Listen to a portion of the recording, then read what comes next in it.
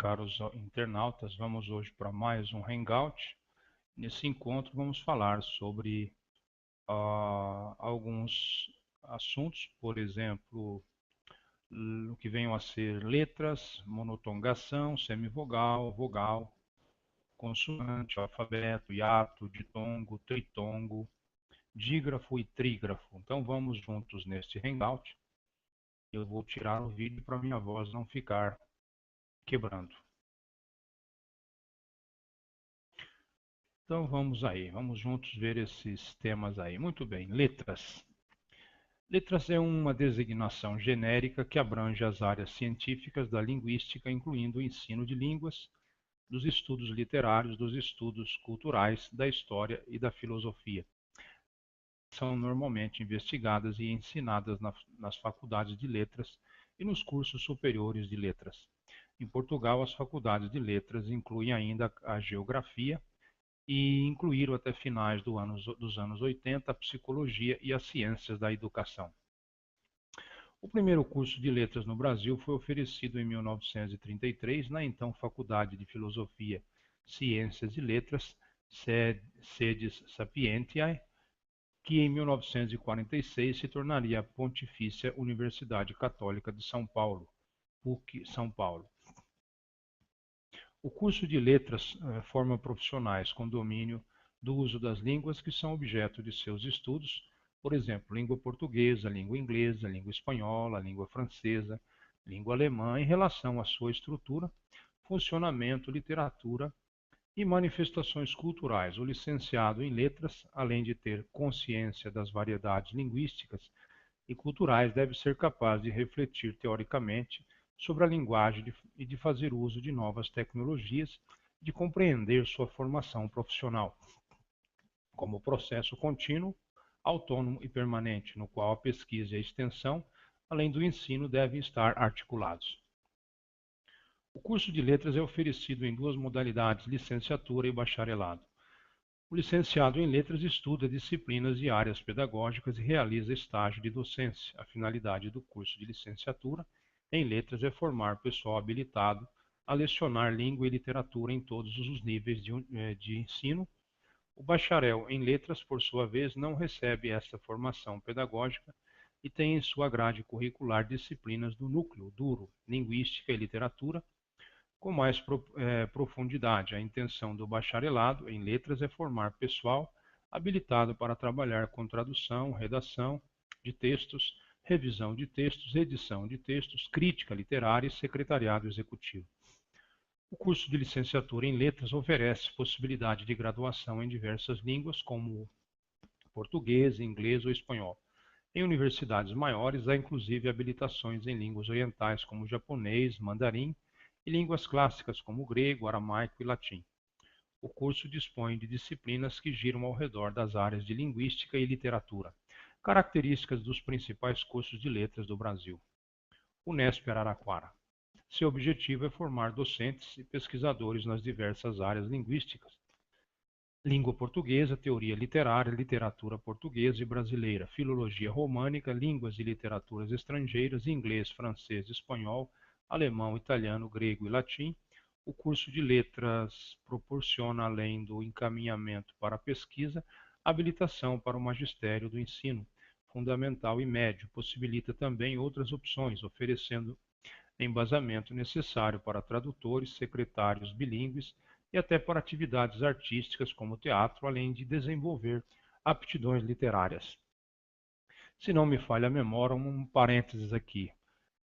O curso de grego parece que foi transferido para a USP, não tenho certeza, mas é bom verificar. Unicamp. O curso de letras oferecido pelo Instituto de Estudos da Linguagem, IEL, da Unicamp, mantém peculiaridades que o distingue dos demais cursos de letras do país.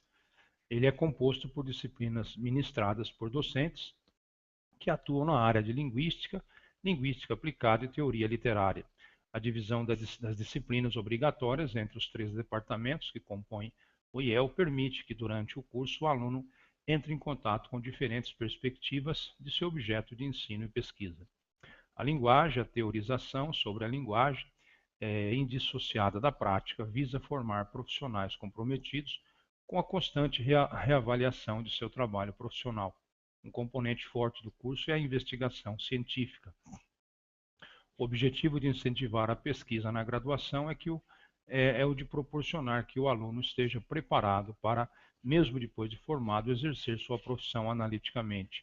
As línguas estrangeiras fazem parte do currículo, pois considera-se que seu aprendizado permite que o licenciado faça reflexões sobre a sua própria língua materna e sobre processos de ensinar-aprender.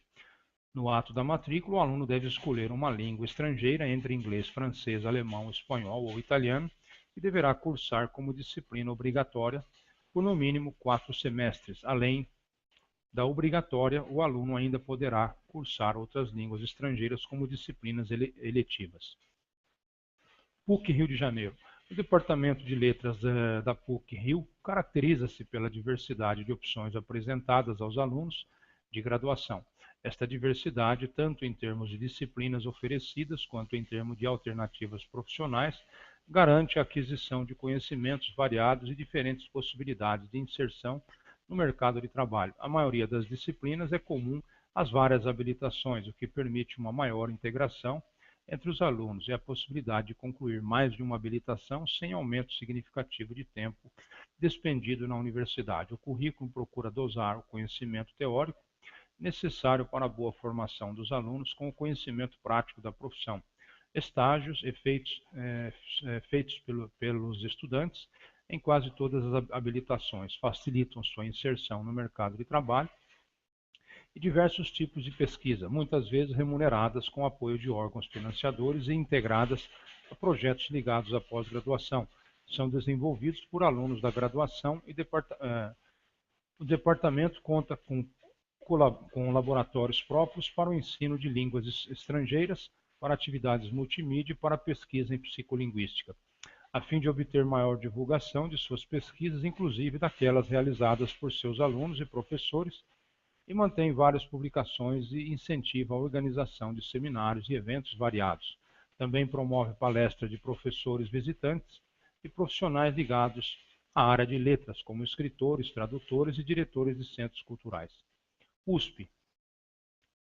O curso de letras caracteriza-se por estabelecer uma reflexão crítica voltada para o fenômeno da língua em todas as suas manifestações.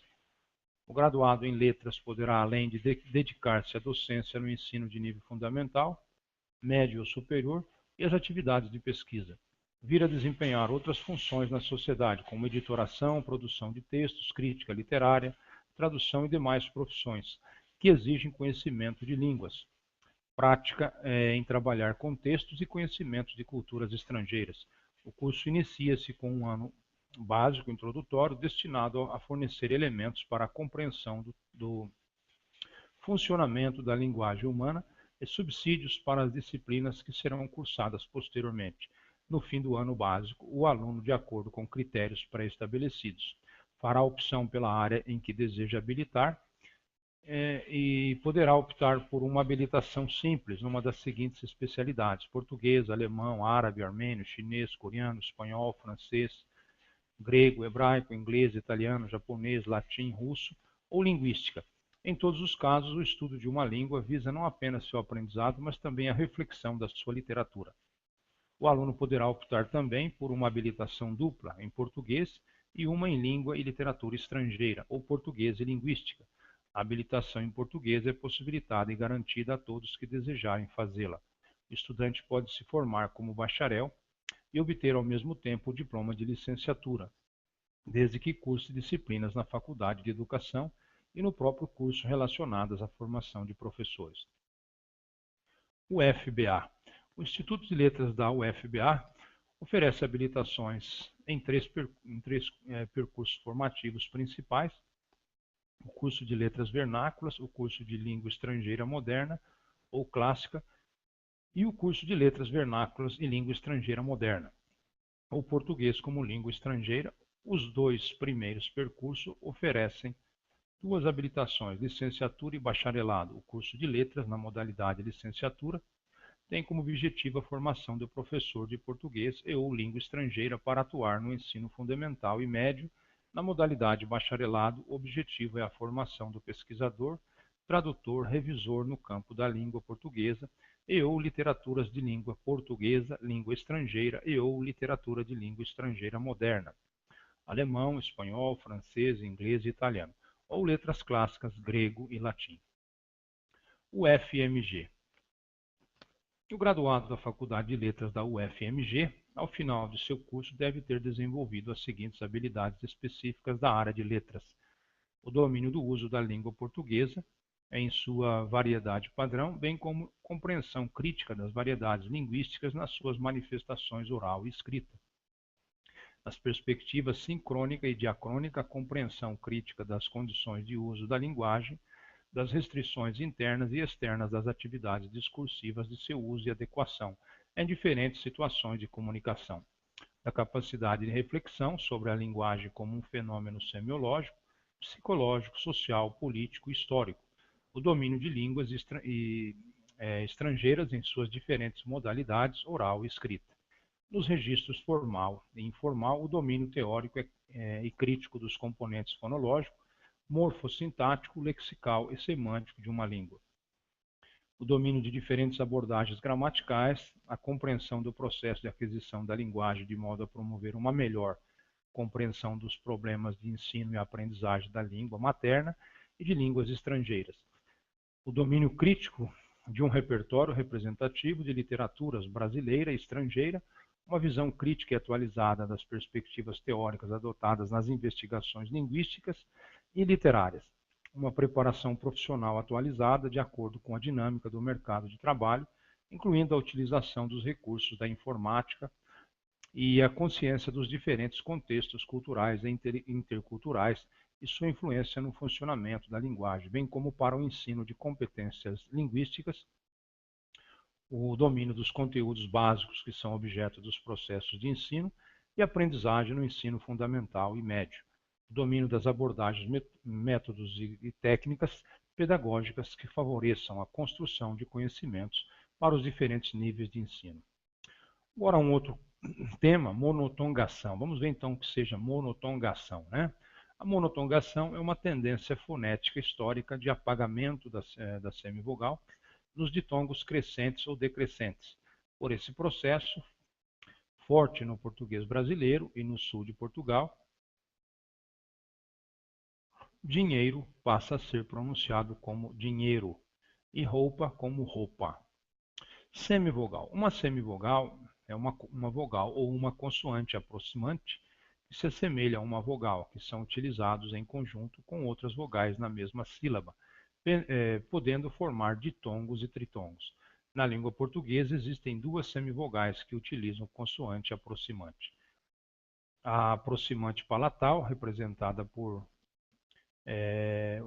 I com o símbolo entre barras inclinadas paralelas com o símbolo de J, é formada quando o pré-dorso da língua aproxima-se do palato anterior, sem, no entanto, existir fricção de ar. Encontramos essa semivogal, por exemplo, em leite, cai, dói, foi, cuidado. Aproximante lábio velar, representada por entre barras inclinadas paralelas W, no alfabeto fonético internacional, é formada quando o pós-dorso da língua aproxima-se do palato posterior, ao mesmo tempo que existe um arredondamento dos lábios, sem, no entanto, existir fricção de ar. Encontramos essa semivogal, por exemplo, em viu, meu, céu, mal, água. Parte da confusão que falantes da língua portuguesa têm para diferenciar semivogal de vogal se deve à tênue diferença prevista nos critérios ou na combinação destes para diferenciá-las, muito embora amplos e distintos, lábios, palato, língua.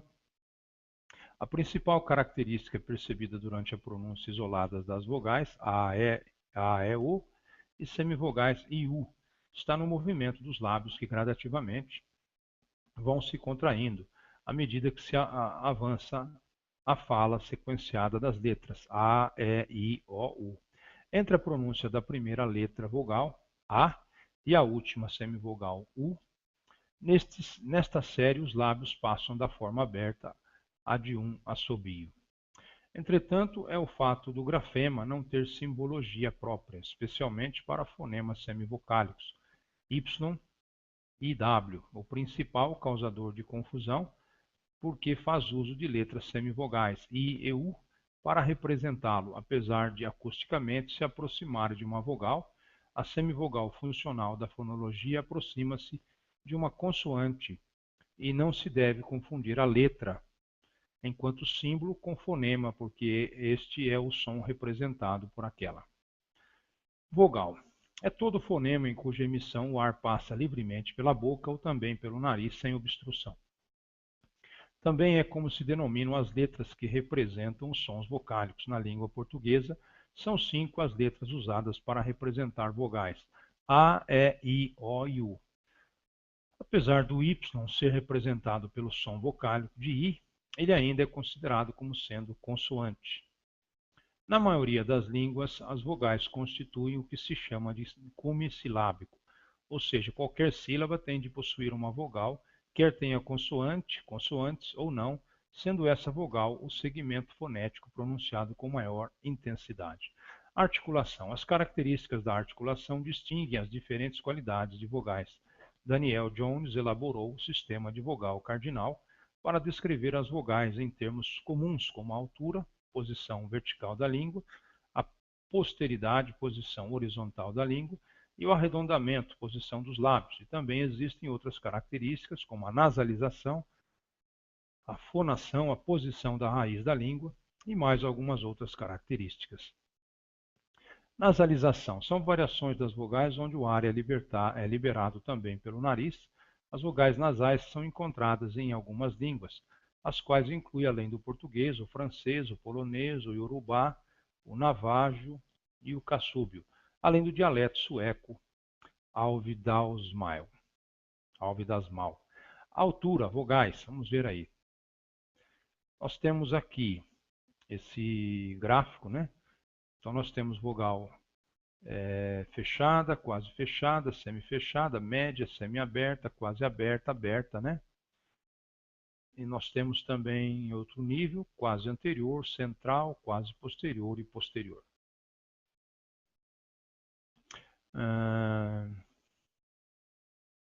O alfabeto fonético internacional identifica 7 diferentes alturas vocálicas: vogal fechada, vogal quase fechada, vogal semi-fechada, vogal média, vogal semi-aberta, vogal quase aberta, vogal aberta. Bom lembrar que vogal fechada, né, também pode se chamar vogal alta, e vogal aberta, vogal baixa. Posteridade. O alfabeto fonético internacional identifica 5 diferentes graus de posteridade: vogal anterior, vogal quase anterior, vogal central, vogal quase posterior, vogal posterior.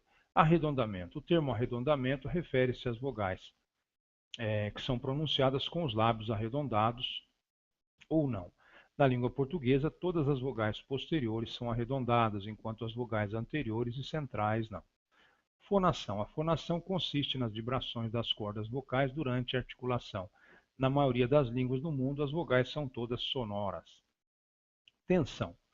O contraste entre as tensões são comuns numa pequena quantidade de idiomas, principalmente nas línguas germânicas, como no caso da língua inglesa, geralmente usa-se mais o termo vogais longas e vogais curtas, como por exemplo a diferença da pronúncia tensa de liip e da laça de lep.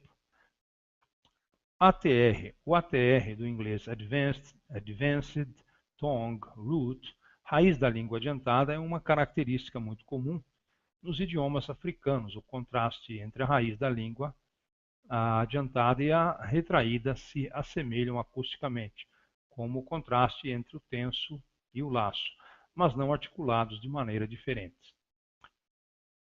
As vogais ATR envolvem uma notável tensão no aparelho vocal. R vocálico ocorre em alguns idiomas, sendo o exemplo mais conhecido de muitos sotaques da língua inglesa.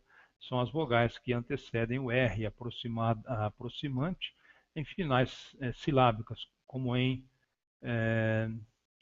surfer, no inglês americano. Fechamentos secundários no aparelho vocal. A faringalização e epiglotalização ocorrem em alguns idiomas, são semelhantes ao ATR, mas são acusticamente distintos. Encontros vocálicos. Quando vogais e semivogais aparecem juntas em determinadas palavras, isto é, chamado de encontros vocálicos, eles podem ser de três tipos. Ditongo. Primeiro, ditongo é o encontro de uma vogal e uma semivogal e vice-versa, numa mesma sílaba.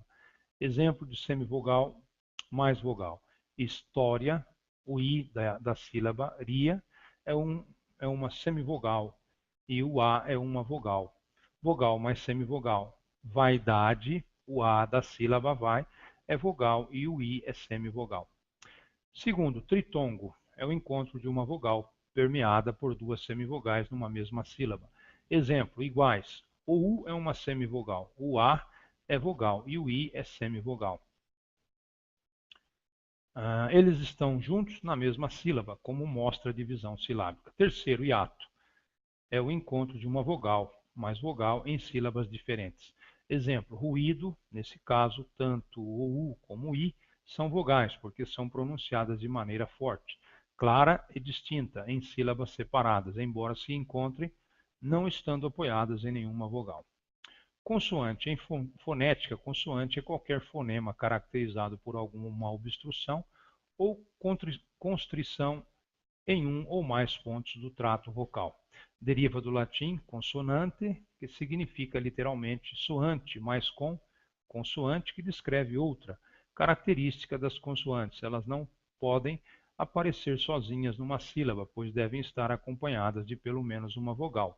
Essa característica, no entanto, não é válida para todos os sons atualmente classificados como consoantes. Alfabeto. O termo consoante também é usado para classificar as letras do alfabeto por causa do som que elas representam no alfabeto português e são chamadas de consoantes B, C, D, F, G, H, J, K, L, M, N, P, Q, R, S, T, V, W, X, Y, Z. A letra H não é propriamente denominada consoante por não possuir som ou ruído, e por isso se torna a única letra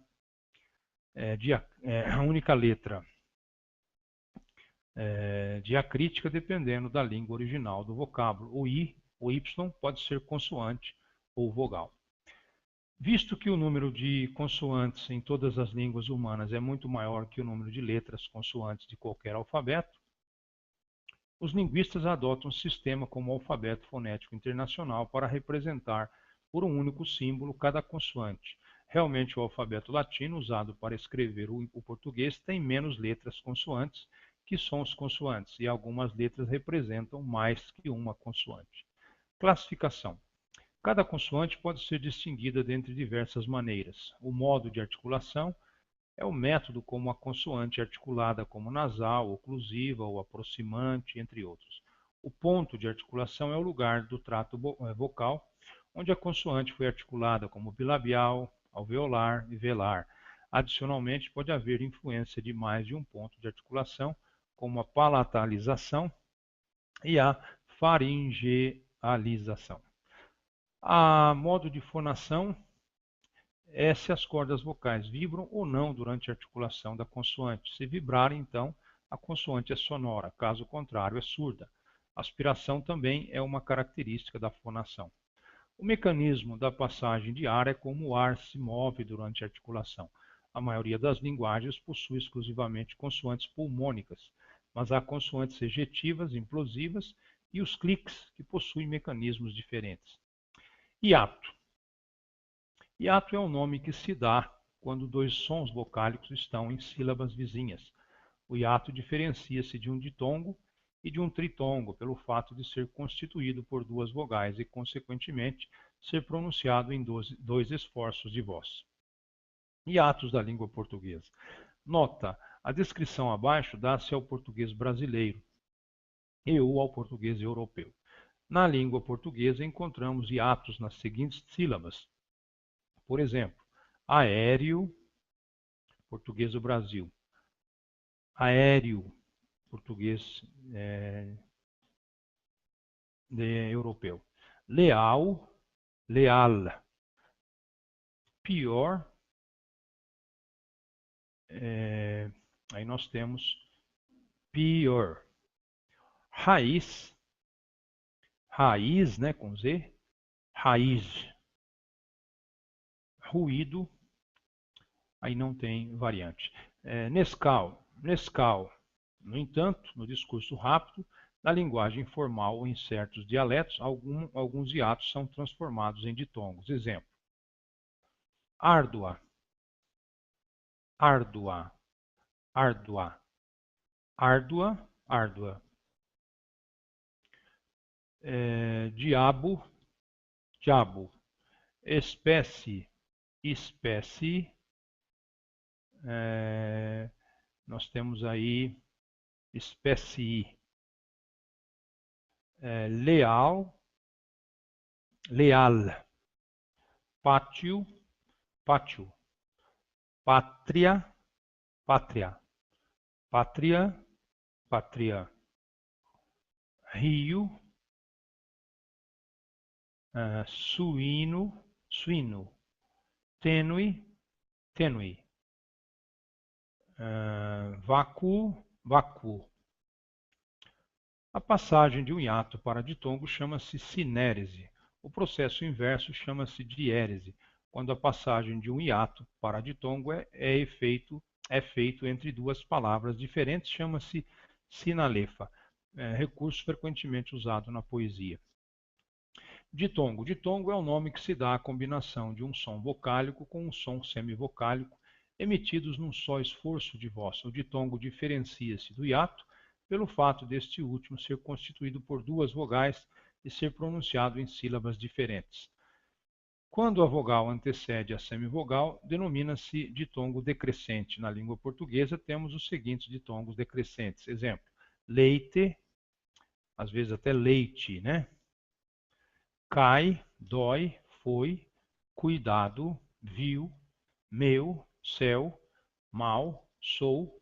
Em muitos dialetos não é pronunciado como ditongo, mas sim como uma vogal. Sou. Em muitos dialetos brasileiros, devido à vocalização do fonema L em fim de sílaba, também não são considerados ditongos decrescentes os seguintes casos: funil, feltro, feltro, mel, mal, sou, soldado, azul. Os ditongos podem ser denominados ditongos nasais, se a vogal que contiverem por uma vogal nasal. Exemplo: quem, mãe, põe, não. Quando a semivogal antecede a vogal, denomina-se ditongo crescente.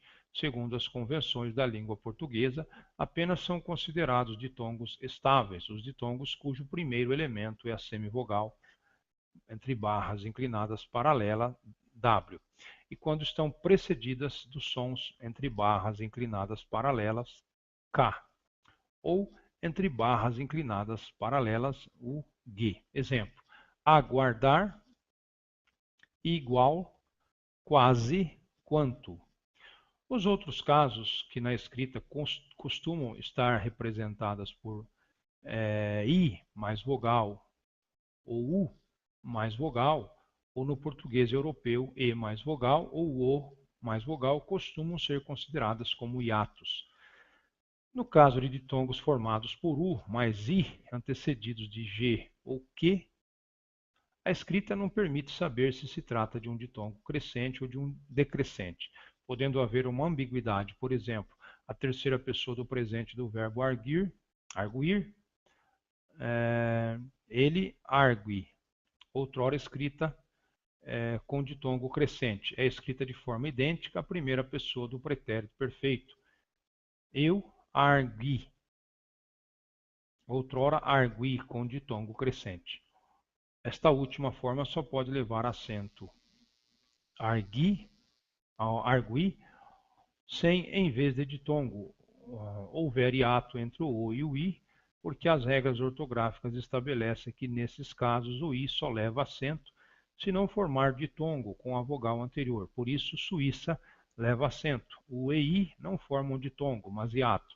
Mas linguiça, não, já que o II forma um ditongo. Tritongo. Um tritongo é uma sequência formada por uma semivogal, uma vogal e uma semivogal. Sempre nessa ordem, segundo as convenções da língua portuguesa, apenas são considerados tritongos estáveis, os tritongos cujo primeiro elemento é a semivogal, entre barras inclinadas paralelas W, e quando estão precedidas por dois sons K ou G, entre barras inclinadas paralelas. Enxaguei. Quaisquer. Também os tritongos podem ser tritongos nasais. Sanguão, delinquem, dígrafo. A palavra dígrafo é formada pelos elementos gregos di, dois, ou di, dois, e grafo, de escrever. E grafo, escrever. O dígrafo ocorre quando duas letras são usadas para representar um único fonema. Também se pode usar a palavra dígrama, di, 2 grama letra, para descrever estas ocorrências. Isto posto, não se pode dizer que há encontro consonantal nos dígrafos consonantais, pois as letras presentes neles representam apenas uma consoante. Da mesma forma que não se pode dizer que há encontro consonantal nas palavras campo e ponto, pois o M e o N funcionam essencialmente como sinais de nasalidade da vogal anterior com o valor de um tio. Dígrafos da língua portuguesa. Podemos dividir os dígrafos da língua portuguesa em dois grupos, os consonantais e os vocálicos. Dígrafos consonantais. Exemplo, SS usado unicamente entre vogais. Exemplos, assunto, acento, isso. SC, ascensão, descendente. SC, naço, cresça. XC, exceção, excesso. GU, quando não pronunciamos o U. Guitarra, águia. QU, quando não pronunciamos o U. Questão, quilo. O que significa o que significa GU e QU. Nem sempre representam dígrafos. Isso ocorre apenas quando seguidos de I ou I. Quando seguidos de E ou I, desculpa, representam os fonemas G e K. Guerra, quilo. Nesses casos, a letra U não corresponde a nenhum fonema. Em algumas palavras, no entanto, o U representa uma semivogal ou uma vogal. Antes de 2015, no Brasil, representado pelo trema no U. Aguentar, linguiça, frequente, tranquilo, averigue, argue. O que significa que GU e QU não são dígrafos. Também não há dígrafo quando são seguidos de A ou O, quando aquoso, averiguo. Rodapé. No acordo ortográfico da língua portuguesa em vigor no Brasil, desde 1º de janeiro de 2009 até 2015, as duas formas estão corretas. Não mais existirá o trema, mas a pronúncia dos dígrafos GU e QU não será alterada. Dígrafos vocálicos. Quando M e N aparecem no final da sílaba, nós temos dígrafo, exemplo, AM ou AN, campo, sangue. EM ou EN, sempre, tento. IM ou IN, limpo, tingir. OM ou ON, rombo, tonto. UM ou UN, bumbo, sunga. Trígrafo. Trígrafo é o conjunto de 3 letras que funcionam como apenas um elemento fonético, o som. Por exemplo, SCH na língua alemã representa apenas um som, como na palavra schwarz, que significa negro, preto. Ok, então vamos encerrando esse assunto aí, bastante interessante, e até um próximo Hangout com mais um tema também interessante para nós aí, a nível de cultura. Nós precisamos tomarmos consciência de cultura e melhorarmos a nossa performance, ok? Então até um próximo aí. encontro e uma boa noite para vocês e obrigado pela atenção. Textos, crítica literária e secretariado executivo. O curso de licenciatura em letras oferece possibilidade de graduação em diversas línguas, como português, inglês ou espanhol. Em universidades maiores, há inclusive habilitações em línguas orientais, como japonês, mandarim, e línguas clássicas, como grego, aramaico e latim. O curso dispõe de disciplinas que giram ao redor das áreas de linguística e literatura, características dos principais cursos de letras do Brasil. Unesp Araraquara. Seu objetivo é formar docentes e pesquisadores nas diversas áreas linguísticas: língua portuguesa, teoria literária, literatura portuguesa e brasileira, filologia românica, línguas e literaturas estrangeiras, inglês, francês, espanhol, alemão, italiano, grego e latim. O curso de letras proporciona, além do encaminhamento para a pesquisa, habilitação para o magistério do ensino fundamental e médio. Possibilita também outros. Caros internautas, vamos hoje para mais um Hangout.